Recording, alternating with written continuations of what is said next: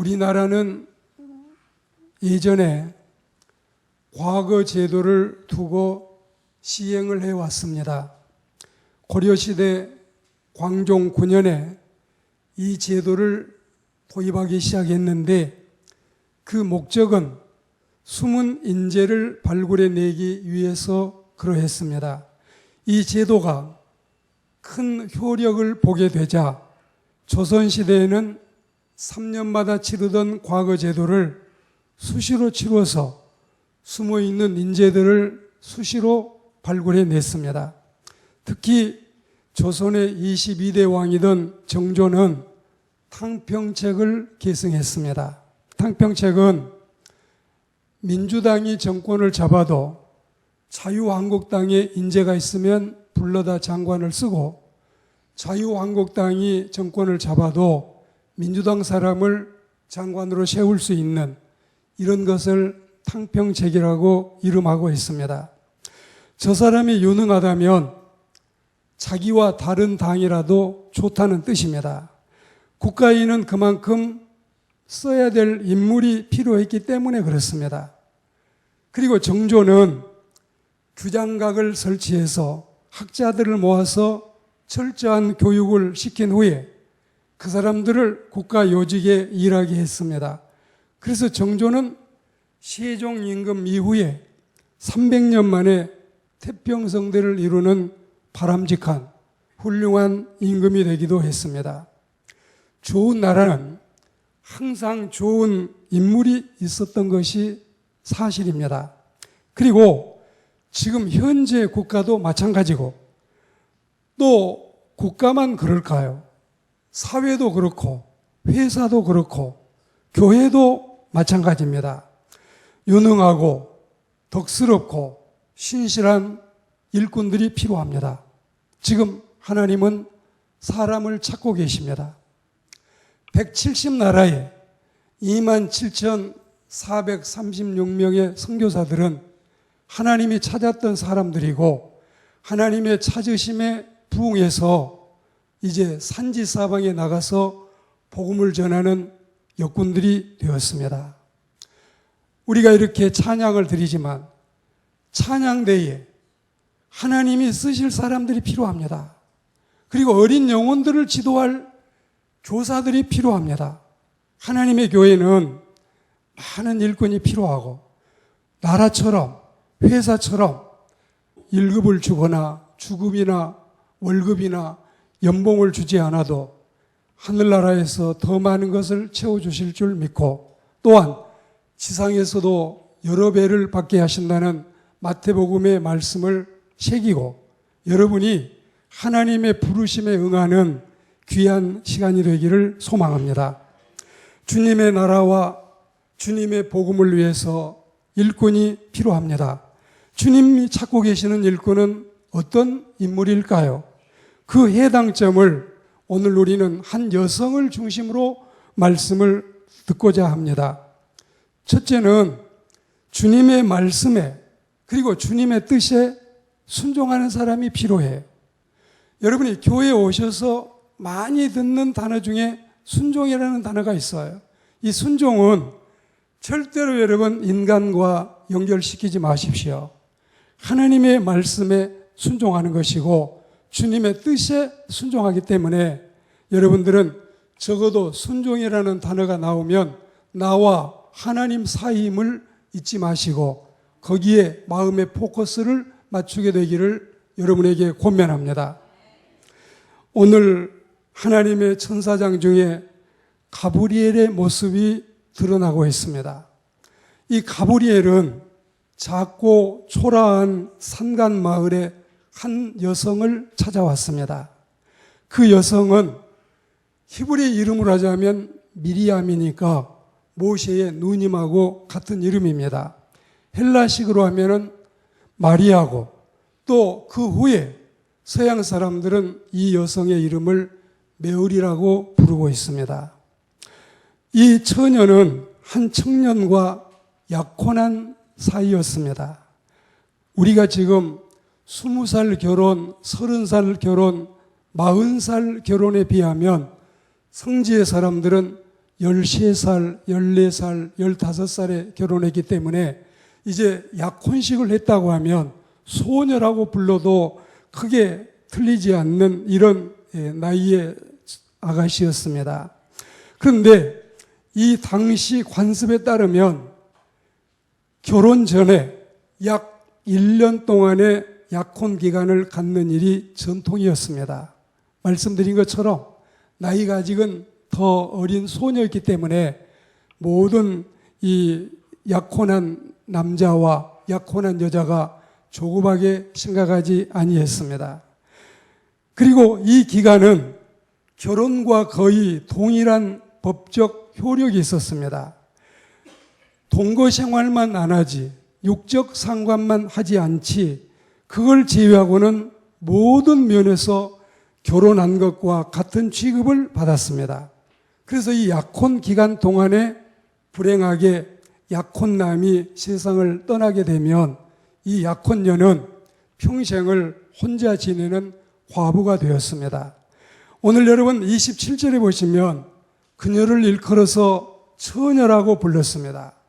이 처녀, 파르데논 혹은 버진, 이 처녀는 그야말로 이성, 자기와 같은 성이 아닌 상대방의 성을 알지 못하는 동정녀라는 말인데 마리아의 이름이 높다라는 뜻입니다. 성경에 마리아가 6명이 등장하는데 그 6명 중에 한 마리아, 이 마리아가 높다라는 이름의 뜻이 있는데 정말 신앙심이 탁월하게 높고 순결성이 높고 뛰어난 이 여성이 바로 마리아입니다. 그렇지만 이런 여성이 청천벽력 같은 지금까지 상상할 수 없었던 어마어마한 소식을 오늘 듣게 됩니다. 한마디로 말해서 너는 임신했다. 너 이제 등남했다. 아들을 낳을 거다. 도저히 어쩌면 이 소녀에게는 사형 선고나 마찬가지고 저주스러운 선언이 바로 이 소녀에게 떨어졌습니다.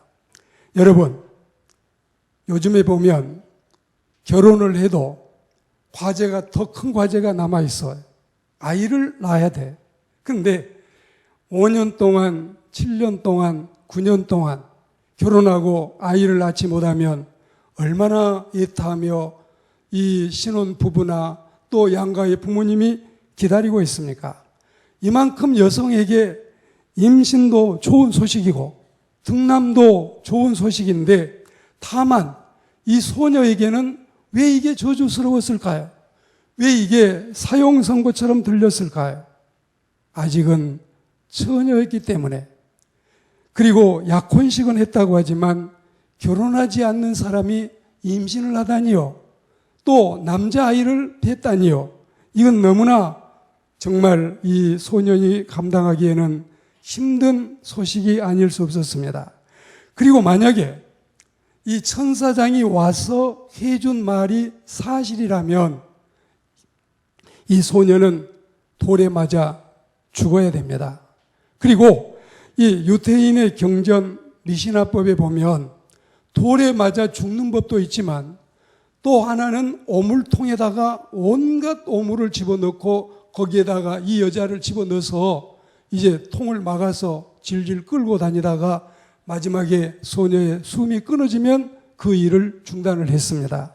자, 그러니까 여러분, 간음녀는 부정하다 해서 오물통에 넣어서 죽이든지 아니면 같이 살 수 없다 해서 돌에 맞아 죽든지 아주 그 소녀에게는 상상할 수 없는 이런 선언이 내려진 것입니다. 자, 첫째는 부정한 여인의 창피는 말할 것이 없고 두 번째는 당연히 이제 파혼을 당해야 되고 그리고 세 번째는 죽임을 당해야 되니까 이 어마어마한 일을 어찌하면 좋습니까? 그런데 그녀를 찾아온 천사장은 아주 이상한 말을 연거푸했습니다. 그 내용이 28절인데 은혜를 받은 자여 평안할지어다. 주께서 너와 함께 하시도다. 자, 주의 은혜, 주의 평안, 주의 동행. 이 여러분 주님의 은혜와 주님의 평안과 주님의 동행이 아직까지 결혼 생활에 들어가지 않는 약혼 중인 이 소녀에게 여러분 이게 가당할까요?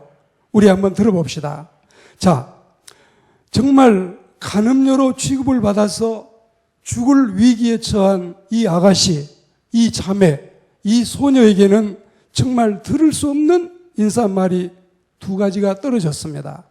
그럼에도 불구하고 이 인사는 어디까지나 틀린 인사가 아니었습니다. 맞는 인사였습니다. 음녀가 아니라 성녀였기 때문에 그러하고 하나님의 아들 메시아를 낳을 수 있기 때문에 그러했습니다. 천사의 인사는 당연한 인사였습니다.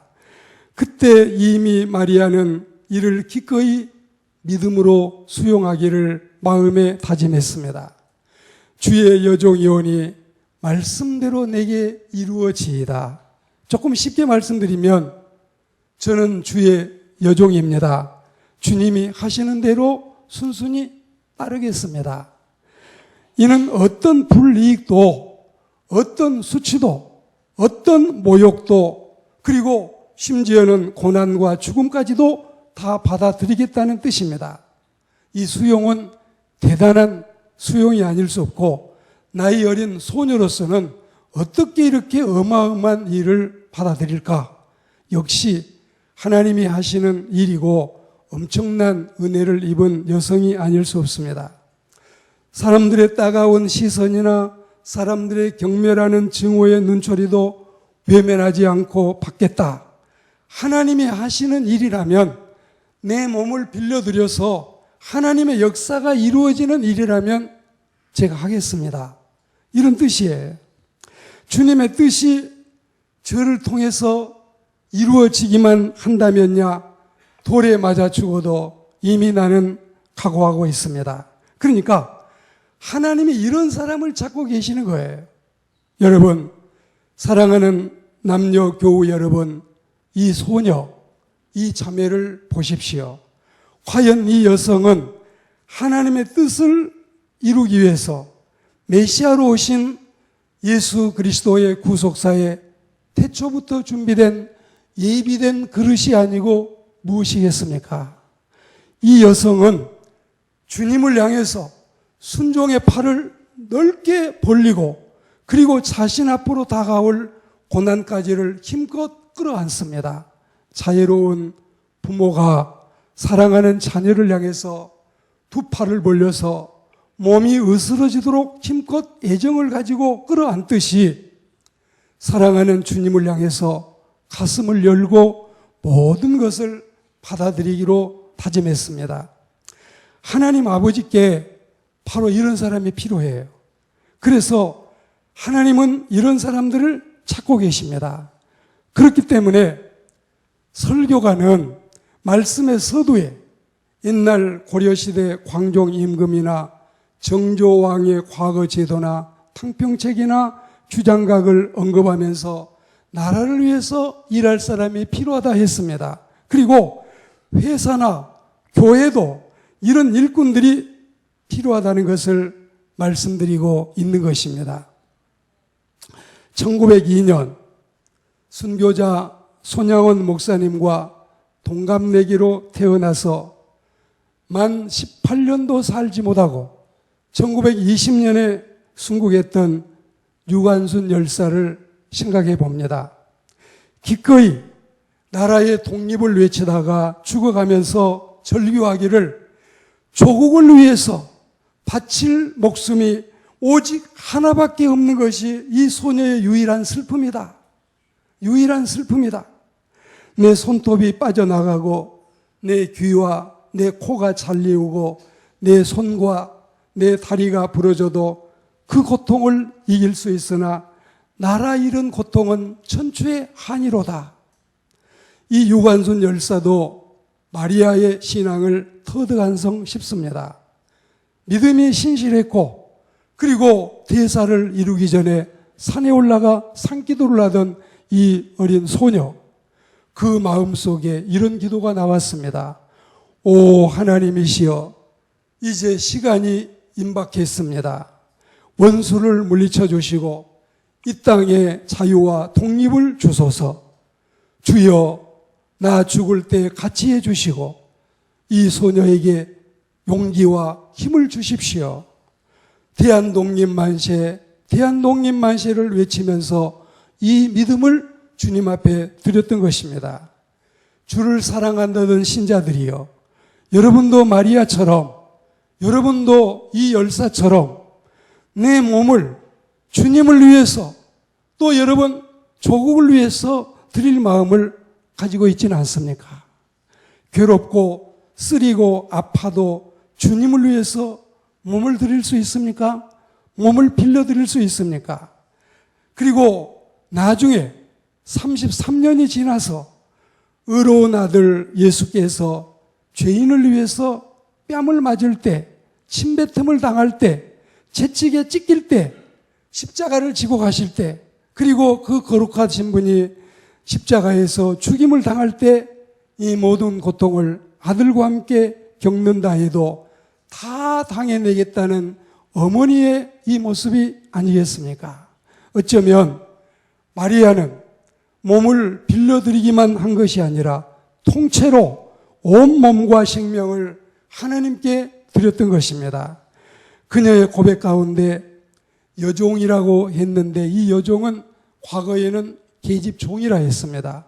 계집종이나 여종이나 우리나라 말이나 한문의 차이일 뿐인데 같은 뜻입니다. 그리고 이 여종은 둘레인데 사도 바울이 편지를 쓸 때마다 예수 그리스도의 종인 나 바울은 그때마다 쓰던 단어가 둘로스입니다. 남자 종은 둘로쓰고 여자 종은 둘레인데 이 둘레 자신이 주님의 여종이라는 사실을 고백하고 있습니다. 나는 내 것이 아닙니다. 주님의 것입니다. 이제 내가 살아도 이제 내가 죽어도 주님의 영광을 위해서 살고 지고 또 희생이나 순교의 제물이 된다 해도 당연하고도 마땅하게 여기는 이 성스러운 고백을 우리의 고백으로 삼으시기를 권면합니다. 여러분, 대한민국의 최고의 마라토너는 황용조가 아니라 나중에 이봉주 선수였습니다. 42,195m를 달리는 이 마라톤에서 이봉주 선수는 짝발이었습니다. 평발도 힘들지만 짝발은 더 힘들지 않을까요? 나중에 유수한 선수로 부각이 됐을 때는 이봉주 선수 이 달리기 위해서 신발 하나를 제작하는데 1억, 2억의 연구비가 호가했다는 말도 나왔고 특수 제자화를 신고 달렸지만 그러나 그렇게 되기까지 무명의 선수였을 때 발에 맞는 신발이 없어서 4만 미터를 넘어 달리지만 피 흘리는 희생도 감내하고 그 어려움을 다 참아냈다고 고백하고 있습니다. 고난이 없으면 영광도 없습니다. 1996년 애틀란타 올림픽에서 은메달을 땄지만 나중에 2000년에 도쿄 국제 마라톤에서는 황영조 선수보다도 49초를 앞서는 신기록으로 대한민국의 신기록으로 2시간 7분 20초로 먼저 들어와서 금메달을 얻게 됐습니다. 오늘 여러분 말씀을 맺으려고 합니다. 마리아도 둘레이고 유한순 열사도 조국을 위해서 몸을 바치고 이봉주도 나라를 빛내기 위해서 자신이 또한 이 흙수저를 던져버리고 금수저를 만들기 위해서 자신을 위해서도 물론 뛰었을 겁니다. 오늘 우리는 이 성경 말씀에 둘레라고 하는 이 여성 그리고 이렇게 갸륵한 뜻을 가지고 살아갔던 두 청춘 남녀를 생각해 봅니다. 절대로 성탄절날 마리아가 숭배의 대상이 되어서나 우상이 되어서는 결코 안 되겠습니다. 그렇지만 마리아가 순종하고 마리아가 자신의 몸을 빌려드리고 마리아가 자신의 몸을 송두리째 드렸던 이 은혜를 우리가 누리고 살아야 할 줄로 믿습니다. 여러분, 죄로 죽은 인간을 위해서 말씀이 육신이 되어 오시는 방법을 하나님이 제정하셨고 예수님이 감당해 내셨으니 마리아가 필요했습니다.